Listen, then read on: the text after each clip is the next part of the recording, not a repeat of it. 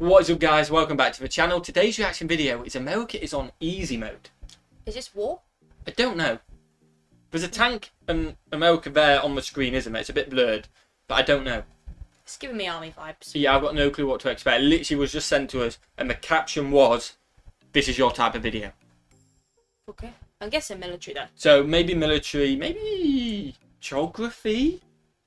Does it like a glow? Like, we've had a few geography videos about just how, because we had the US's OP, and like their geography, obviously they're surrounded by war, obviously Canada, but Canada are friendly with them, you know what I mean? It looks like a globe at the bottom. Yeah, it looks like a globe at the bottom, so And maybe it's a bit of everything. Maybe. Smash the like button if you enjoy, guys. Smash the subscribe button, we would seriously appreciate it. Check out Patreon, links in the description, isn't it? I am walking, by the way, at 3 AM tonight. Tomorrow. Tonight. Tomorrow morning, though. Yeah, but tonight. Would you class as tonight? Would you count? Well, okay, we're going to sleep at Friday. And you're going on Saturday? And then Saturday at 2 AM. In the morning. So 2 hours after midnight on Friday, I'm getting up and going. So it is tomorrow, but I think it is also tonight. I guess in terms of sleep. Because if I didn't go to sleep and it was 1 AM, I said, oh, tonight's been good. I'd class for hours tonight. You know what I mean? Yeah, but you've slept. But I have said. I don't know. Anyway, not to make this video super long, I'm walking 48 miles at 3 AM. So that is 10 Eastern. 10 Eastern for you legends. So this video would have been out for about 4 hours or something like that. If you want to donate, the link's in the description. I think you can donate literally up to like a week after the event. But the link will be top link in the description. Awesome charities for Jersey charities, isn't it? Yeah. And thank you to everyone who has donated, because I think it's 1,600 at the moment. So a lot of you legends have donated, so thank you so much. And if you just want to check out who's donated, in the link there's the names, and everyone gets a shout out then to go and check them out. Right, back to the video. America's on easy mode. Are you ready? Yes. Let's go. What we got? The United States of America, perhaps the strongest nation on the planet, and they have a presidential election coming soon, where they will elect the person who will rule the country for the next 4 years. Okay, this is 6 years old, by the way. I did see. So okay. presidents might be out. You know what I mean? Okay. And they will fix the country's economy, and they will take down all of its enemies, and Okay. they will protect the nation's interests. And this is all possible because the presidential election is the most important thing in how America works, isn't it? Is it? This area of the world is one of the most naturally rich in almost everything. Okay. The USA has incredible amounts of incredibly cheap food. We all know the stereotypes of the large portions of beige potato products with calorie counts in 6 digits. Which But tastes that's good. not far from the truth, and in the grand scheme of things, that's not even a bad thing. The country has over 1.5 million square kilometres of arable land, so much so that the government used to give it away for free. Wow. Now let's look at a counterexample. Angola is a country whose horrific decades-long civil war decimated its capability to produce food, and now its capital, Luanda, is the most expensive place in the world. Oh, wow. By some I didn't know reports, that. half a litre of ice cream costs between $17 and $31. But how can that be? How can this place be the most expensive place in the world to Wow. live? That Transportation makes food... That is mad. I don't know why it didn't pause then. But yeah, that is a mental thing. You would have never associated. I mean, maybe some people would. Personally, you'd have never associated this expensive place to live with that. No, I wouldn't expect it to look like that. Like, that is mental, isn't it? I get it. I guess it's because they've had the Civil War. They can't grow their own things. They haven't got their own businesses, I guess. So they have to import everything. I'm Yeah. guessing everything gets super expensive. But then you look at it, you're like, what? That's bad, isn't it?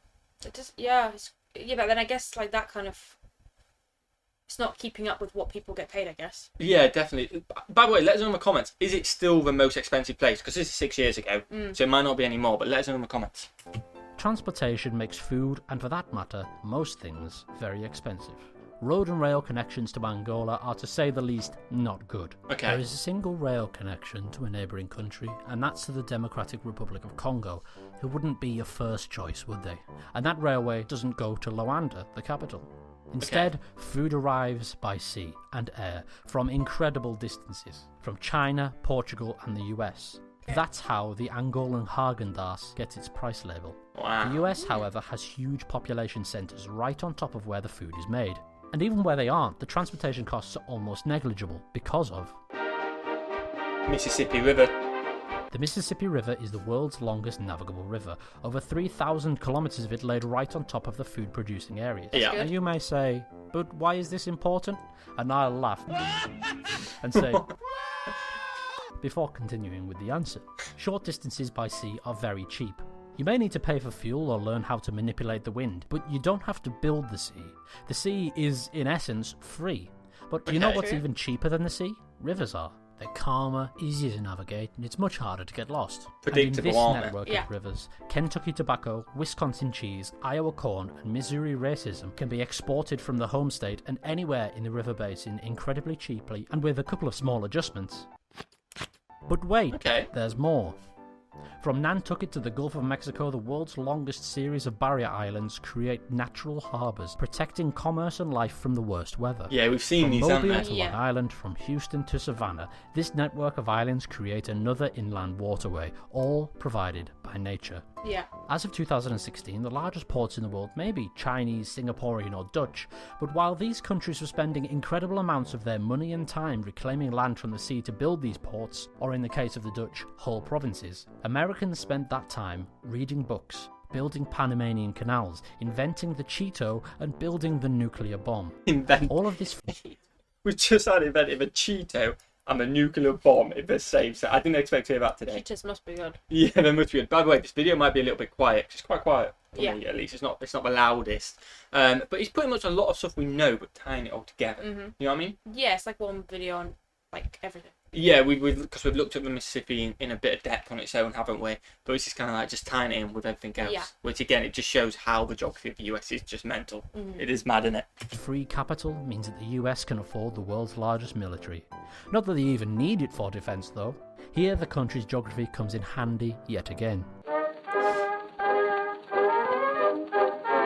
England's, and later Great Britain's and the UK's, navy was the key to its success, and it could only do so by being an island.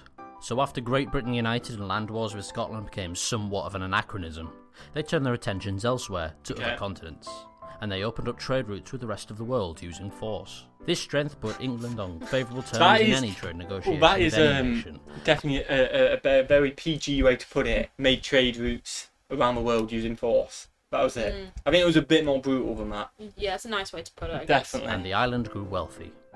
Other maritime empires like the Portuguese, the Dutch and the Danish kept outposts all around the world for the very same reason. Ever since England had a navy, the island of Great Britain has never been invaded. For all that I've said about water making transport easy, it also paradoxically makes a perfect barrier to invasion. By the English Channel, the UK remained uninvaded in both world wars, but at a huge cost. The Channel was enough to prevent land invasion, but not enough to immunise the UK against catastrophic bombing of major Yeah. cities. Right. But just how vulnerable is the US? Land invasion from the south is damn near impossible. The major settlements on both sides being hundreds of kilometres of inhospitable desert from the border. And everyone Invasion will has be guns. expensive Yes. and not very valuable. But what about Canada? They burnt down the White House in the War of 1812, didn't Did they? they? Did they? In the early 19th century, know that. things were very different. The Louisiana Purchase had only just taken effect, and the US wasn't in complete control of the Mississippi. Okay. Canada was also a lot more compact, not having its vulnerable food and energy producing areas dangled over the continent, and Vancouver was barely a twinkle in the eye of Seth Rogen. Today, Canada is spread incredibly thinly. The US's invasion of British Columbia could take out the country's Pacific capabilities in a long weekend. And this A isn't even to weekend. mention the interdependence of each country's economy. A Canada-US alliance is the best solution for both sides. So if there's no Definitely. invasion from the north or the south, all this leaves is an invasion by sea. Yeah, that's not happening. People are miles The UK away. could only dream about this amount of isolation from Europe. The US's navy is today its power. An invulnerable core means that they have the ability to project power way beyond their borders without even worrying about it. Yeah. In the 21st century, a president can wage a decade-long two-front war to protect the country's interests, and the average citizen doesn't feel a single thing. That's mad, isn't it? The Yeah, fact that that the is. country even has interests in an impoverished, landlocked Asian nation on the other side of the planet is remarkable. The Navy is important for keeping the world's trade lanes open. If you want to buy a body pillow from Japan, you can do so without even thinking about it. Regardless of what the American politician says, there is nothing special about the average American citizen. The wealth and strength of the United States comes from its geography. So if we have just seen why the United States While it comes from geography and obviously it helps a lot, I feel like the people play a big part as well. Because you Yeah. can have all that in it, but if all the people mess it up and ruin it, then it's Still nothing. it's still nothing. So the people definitely do play a part. Yeah. is so naturally powerful, we will now see why it would take a monumental effort to screw that up. Kim Jong-un, the supreme leader of North Korea, is a medieval king without the crown. He's supreme commander of the army and he can do anything he wants within the laws of physics except commission a realistic portrait. Contrast the President of the United States, which is a fully elected position decided by the people and has one of the largest electoral bases in the world. Yeah. There is a system called the US government, which is put into place either deliberately or by accident, and it provides extreme stability. The president has no direct influence over justice, and for a law to be passed needs hundreds of people in two houses to agree before the president has the power of veto, essentially saying, hell no, what are y'all thinking, get this crap off my very expensive desk. A veto is favouring the status quo, and is the last of many hurdles a bill will have to pass before being enacted. Yeah. And as we've seen before, the status quo is actually very favourable towards the USA. But this series of events doesn't have to occur if the president signs something directly into a law themselves, using an... Okay, which makes sense we can do that. Executive orders are sort of laws that the president can make directly that don't need the same approval as laws from Congress. As easily as the president can make one, all of those executive orders can be overridden or cancelled completely by the next president if they put their mind to it. And there will be a next president relatively soon because of a little thing called... It's 4 years, isn't it? We can do it twice. Whether a president does a good or a bad job, they will have to leave office after a maximum of 8 years, meaning the average American will have close to a dozen heads of state in their lifetime. Okay. The amount of damage a single person can do to a country this wealthy is absolutely minuscule, especially when the next president can simply erase most of what you've done. But this might not happen if an extremist gets into office, will it? I mean, I feel like it can be easily avoided. First past the post voting means that every eligible Yeah. person gets a single vote for a single candidate, and the winner is the person with the most votes, regardless of whether that's 90% or whether that's 10%. One of the problems with first past the post is that when there are multiple parties that appeal to the same type of person, that weakens the position of that side of the debate. Spreads it out, doesn't So it? we have strategic voting, where people don't actually vote for their first preference, but instead for an at least they're not the other party. All mathematical models show that this eventually leads to a two-party system in which each party attempts to grab the median voter while why appealing it's to the always so respective close. side of the debate. Now, while this single-dimensional politics does seem to be an inaccurate representation of people's actual opinions and desires, the one thing it does lead to is the most unobjectionable government, the least extreme, and the least likely to overthrow what a country has going for it. And the country that we're talking about has a lot going for it. Yeah, definitely. Now, just in case there does manage to be an extremist elected to presidency who gets both Congress and the public on their side, and together they all start the day with a healthy bowl of insanity, and they set out to destroy the country piece by piece, and they manage to do significant damage within 8 years, the country has enshrined in its constitution a little jewel designed for moments just like that. Okay, amendment number 2.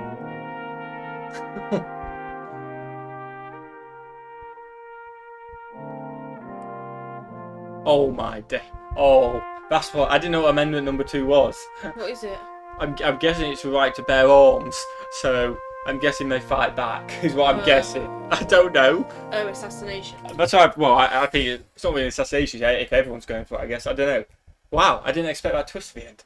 I wasn't expecting. There was a good video, but the ending got me. Yeah, a lot of information. It was a very quiet one. It definitely was quiet, so we saw it might be quite a few guys, obviously, going through second hand, do you know what I mean? Smash that like button if you enjoyed, guys. Smash that subscribe button as well. You're absolute legends. If you're watching this after 5 hours, there's a good chance I am on my way on the 48-mile walk, so hopefully I'm not dead.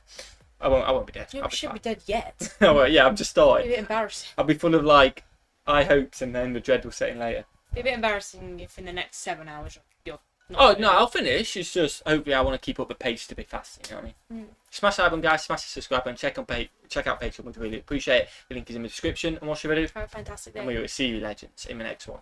Peace.